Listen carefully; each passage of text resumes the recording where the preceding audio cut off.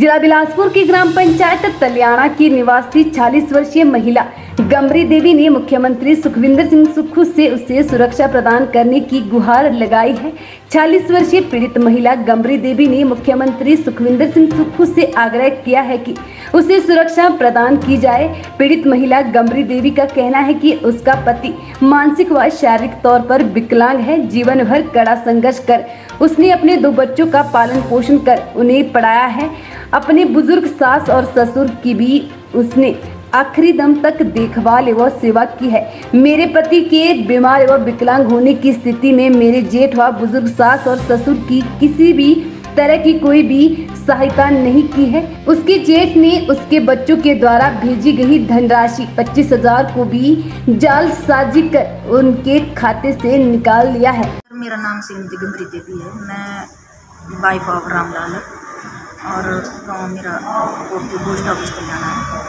Sir मेरे जो husband है वो मानसिक स्थिति से ठीक नहीं है। जो मेरे जेठ जी है उनके साथ वो बात करने लग गए थे। हमें तो हो गए को मेरे को 28-29 साल हो गए मैरिज के लिए हो गए, तो उनके साथ हमारा कोई लेना देना नहीं है। उनका दयाराम वर्मा, फादर नेम लोगीराम। और उन्होंने क्या किया, जब मैं वो बात करने लगे तो मैंने सोचा भाई है क्यों मैं बात करने दे, चलो मेरा पैसा खोटा, मैं क्यों इसको भी इतना ज़्यादा वो करूँ, रोकूँ टोकूँ, मेरे घर में दखल नहीं दे इस बात से, तो कोई बात नहीं, बात ही कर रहे हैं ना।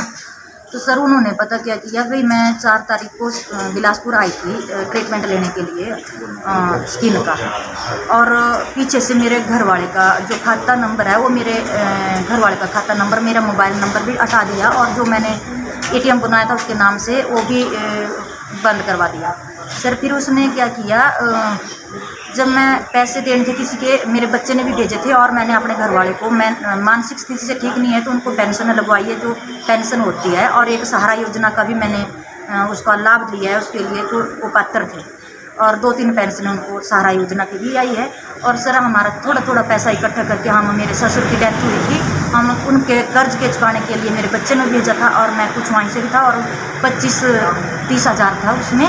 उसने 25,000 रुपये जो है 14 तारीख को लेकर मेरे जेठ जी जो है मेरे घर वाले को लेकर गया बैंक में, और वो निकाल दिए। उसने पेट्रोल भरा, और मेरे घर वाले जा नहीं सकते, वहाँ जा नहीं सकते बैंक में, लेकिन उनको लेकर जाना पड़ता था हमें, या तो हम ATM का इस्तेमाल करते थे। मैं उनको खाना भी देती हूँ, कभी कभी वो रूठ जाते हैं, मानसिक स्थिति से ठीक नहीं है, उनका मेरे पास प्रूफ है, वो रूठ जाते हैं, खाना नहीं खाते थे, कभी कभी काम नहीं करते। काम मैंने रखा ही नहीं है सर, वो काम के लिए भैंस नहीं रखी, उसके लिए जो कमाते नहीं है तो रहने दो भाई, घर में कलेश नहीं रखना है, भैंस नहीं रखी, ज़मीन नहीं बीजी, क्यों नहीं बीजी कि मेरे घर, मैं खुद भी ठीक नहीं हूँ। बच्चों ने भी मना किया कि मम्मी मानने दे, छोड़ दे, हम दिहाड़ी से खा लेंगे, बच्चे मेरे बाहर रहते हैं, मैं अकेली मेला घर में रहने वाली हूँ। मैं ही घर का पूरा कार्यक्रम जो भी जितना भी हूँ पूरा करती हूँ, लेन देन जो भी है मेरा अच्छा पूरा, मेरे बच्चे का पालन पोषण, दिहाड़ी मजदूरी जो भी किया मैंने अपने बच्चे के लिए सब कुछ किया।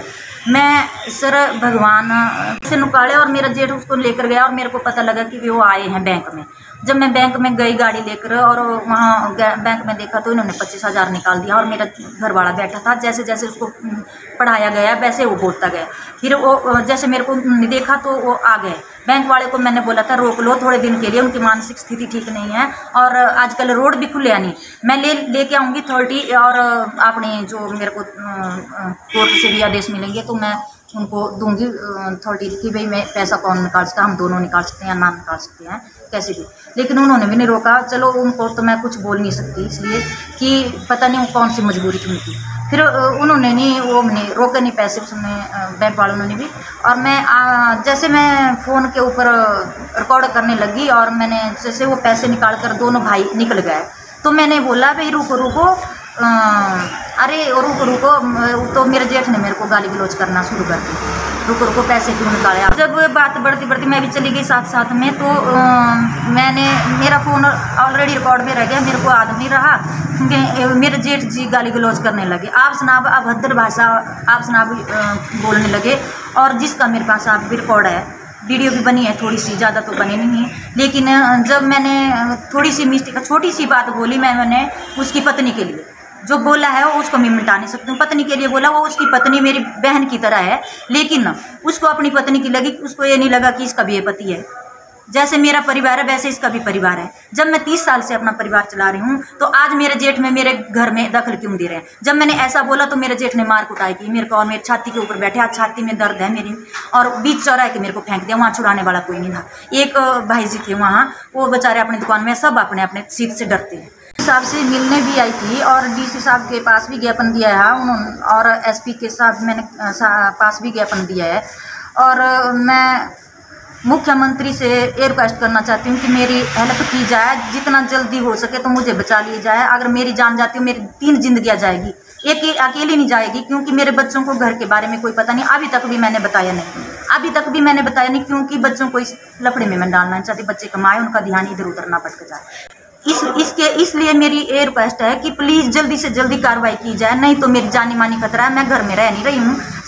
एक रात मैंने अपने घर में गुजारी है 14 तारीख के बाद शाम को, वो भी मेरे को 1 घंटा नहीं सोई होगी, जैसे 4 बजे के करीब सोई होगी, लेकिन दिन रात मैं ऐसे काटती रही। ऊपर छत के ऊपर बैठी रहना और देखना कहीं हाथ नहीं गए। मेरे को जानी मानी खतरा, अकेला घर है मेरा, मैं अकेली महिला घर में हूँ। घर वाला मेरा मानसिक स्थिति से ठीक नहीं है और 14 तारीख के बाद वो घर में भी नहीं है। मैंने अब ताले भी लगा रखे हैं। क्यों लगा रखे हैं? वो घर से भी चीज़ ले जा सकता है कुछ ना कुछ। जब मंत्री के करती हूँ कि मेरी जल्दी से जल्दी जो है तो पुकार सुनी जाए और जल्दी से जल्दी इस बात की कार्रवाई की जाए, इनके ऊपर जल्दी से जल्दी एक्शन लिया जाए। Please please please.